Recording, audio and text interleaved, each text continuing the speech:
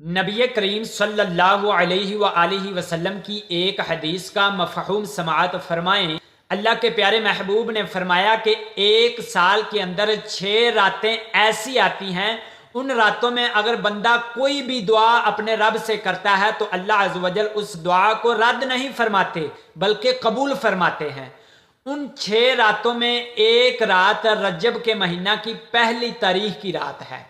یعنی آج رجب کے مہینہ کی پہلی تاریخ ہے۔ آج کی رات آپ اللہ عز و جل سے جو بھی دعا کریں گے، دنیاوی حوالے سے یا پھر آخرت کے حوالے سے جو بھی آپ دعا کریں گے، اللہ عز و جل آپ کی دعا کو ضرور قبول فرمائیں گے۔ رجب کے مہینہ کی فضیلت سماعت فرمائیں۔ حضرت عبداللہ ابن عباس رضی اللہ تعالی عنہ سے روایت ہے کہ رسول اللہ صلی اللہ علیہ وآلہ وسلم نے ارشاد فرمایا کہ جو شخص رجب کے مہینہ کی پہلی تاریخ کو روزہ رکھتا ہے،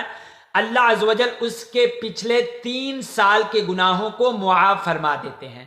اور جو شخص رجب کے مہینہ کی دوسری تاریخ کو روزہ رکھتا ہے، اللہ عز و جل اس کے پچھلے 2 سال کے گناہوں کو معاف فرما دیتے ہیں، اور جو شخص رجب کے مہینہ کی 3 تاریخ کو روزہ رکھتا ہے، اللہ عز و جل اس کے پچھلے 1 سال کے گناہوں کو معاف فرما دیتے ہیں۔ اسی طریقہ سے باقی کے جو دن ہیں، اگر ان میں روزے رکھے جائیں تو ہر دن کے بدلے اللہ عز و جل ایک مہینے کے گناہوں کو معاف فرما دیتے ہیں۔ یعنی اگر انسان رجب کے مہینہ کے پہلے جو 3 دن ہیں نا، اگر 3 روزے رکھے گا، اللہ عز و جل اس کے پچھلے 6 سال کے گناہوں کو معاف فرما دیں گے۔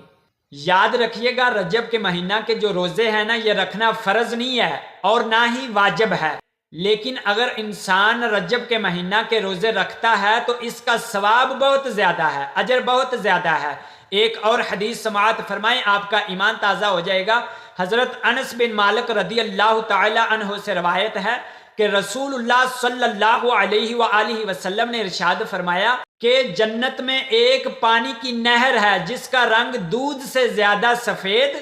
اور شہد سے زیادہ میٹھا ہے۔ اس نہر کا پانی اللہ عز و جل ان کے نصیب میں فرمائیں گے جو رجب کے مہینہ کا روزہ رکھے گا۔